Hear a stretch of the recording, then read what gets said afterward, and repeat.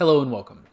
Today is day 16 of my 30-day cyber challenge, and today we are back on TryHackMe. I am still working through the Introduction to Cybersecurity learning path, and we are currently in the Intro to Offensive Security module, working out of the Operating System Security room. And today is task 2 within that room, so we can see today's going to be common examples of OS security. So let's just go ahead and dive right in. So as we mentioned in the previous task, security is concerned with attacks against the CIA triad, so confidentiality, integrity, and availability. In this room, we will focus on these 3 weaknesses targeted by malicious users. So authentication and weak passwords, weak file permissions, and malicious programs. So we're going to kick it off with authentication and weak passwords. Authentication is the act of verifying your identity, be it local or remote system. Authentication can be achieved via 3 main ways: something you know, something you are, something you have. And as you can see, we have some examples here, such as a PIN code, a fingerprint, and a phone number, which is you can receive a SMS text. Since passwords are the most common form of authentication, they are also the most attacked. Many users tend to use easy-to-guess passwords or the same passwords on many sites. Moreover, some users rely on personal details such as date of birth, the name of their pet, thinking that this is easy to remember and unknown to attackers. However, attackers are aware of these tendencies among users, which is why you do not post everything about yourself, because a lot of people understand that you're going to use birth dates, anniversary dates, your husband's name, your wife's name, your children's middle names, your middle name, your dog's name. So when you post that, hey, your dog, little Chauncey, you just got little Chauncey now. So now that's common knowledge that's posted on your Facebook. They can go in there and type in Chauncey 1234 exclamation point, because we all use exclamation points, or we always use money signs, and if it's not one, it's multiple. Or of course you might have the inadvertent @ symbol maybe instead of one of those 2 exclamation point or the money sign.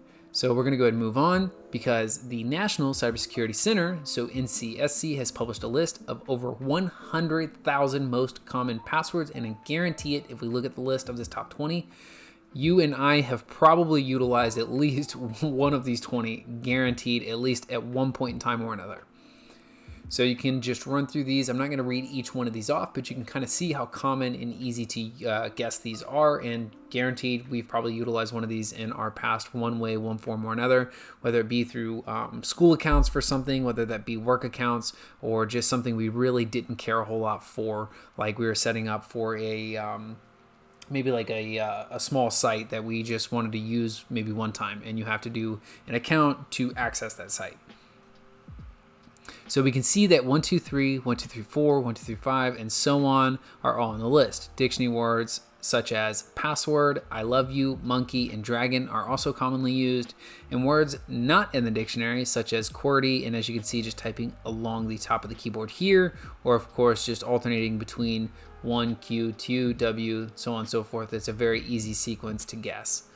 And these seemingly complex passwords are very predictable as they follow the keyboard layout as we were just showing here. So in brief, if the attacker can guess the password of any of your online accounts, such as your email or social media account, they will be able to gain access to your private data. Therefore, it is vital that you choose complex passwords and use different passwords with different accounts, which is exactly why you should not, and I would not, recommend utilizing the same password across accounts. I know sometimes that can be very difficult trying to remember so many different passwords, but today we do have password vaults. We also have the password storage inside your browsers, and of course the password vault that is on the iPhone, and I'm certain it's probably called something different on the Androids. And you can even do things like Bitwarden and Lockbit and so on and so forth or not Lockbit. Lockbit's actually in a hacker group, or so you wouldn't want Lockbit, but you will want like Bitwarden or something that's similar to Bitwarden, where you could actually save your passwords inside this vault, and it actually can check to tell you if you're reusing passwords, or if you have strong passwords set for these accounts, or if they're easily guessed, or if they've already been leaked, so on and so forth. So we're going to go ahead and move on to weak file permissions. So proper security dictates the principle of least privilege. So POLP, principle of least privilege. In a work environment, you want any file in a work environment, you want any file accessible only by those who need to access it to get work done. On a personal level, if you are planning a trip with family or friends, you might want to share all the files related to the trip plan with those going with you on that trip. However, you don't want to share such files publicly. That's the principle of least privilege.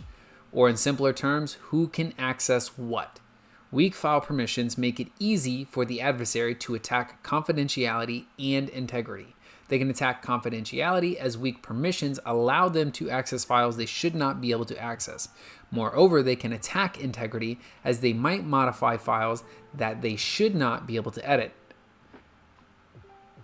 So, long story short there, basically principle of least privilege kind of starts at the top down. Your administrator, of course, always has the most available view. They can see pretty much anything and everything, or they should be able to see most of anything and everything that's going on within their environment of which they are to admin or administer.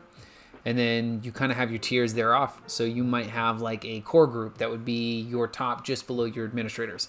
And your core can see everything that is below them, which might be your support and management staff. So core can see everything that your management and support staff see. However, your management and support staff can't see what your core group can see, and of course your core group can't see what your admin group can see. So it is kind of like a downward principle of least privilege. You kind of work that realm down, and you can kind of see that each group shouldn't be able to work their way back up into those file permissions. So the next item is going to be access to malicious programs, or the last example we will consider is the case of malicious programs. Depending on the type of malicious program, it can attack confidentiality, integrity, and availability. So we can see this looks like a Trojan horse, or we may have even heard things like Trojan virus. So some types of malicious programs, such as Trojan horses, give the attacker access to your system. Consequently, the attacker would be able to read your files or even modify, known as read-write. Some types of malicious programs attack availability. One such example is ransomware. So ransomware is a malicious program that encrypts the user's file. Encryption makes the files unreadable without having the encryption password or encryption key or decryption key. In other words, the files become gibberish without decrypting or reversing the encryption algorithm. The attacker offers the user the ability to restore availability and regain access to their original files, as long as they would give the encryption password if the user is willing to pay. Hence the name ransom, and therefore dubbing ransomware. So, which of the following is a strong password in your opinion? I love you, certainly not. I don't think it'd be this one either, and I'm thinking not this one, so I'm gonna go ahead and do learn more.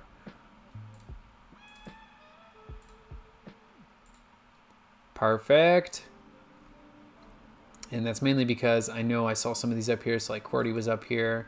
I know the 1, 2, 3 was up here. I love you is up here. And that's why I went with this one. All right, that is it for day 16.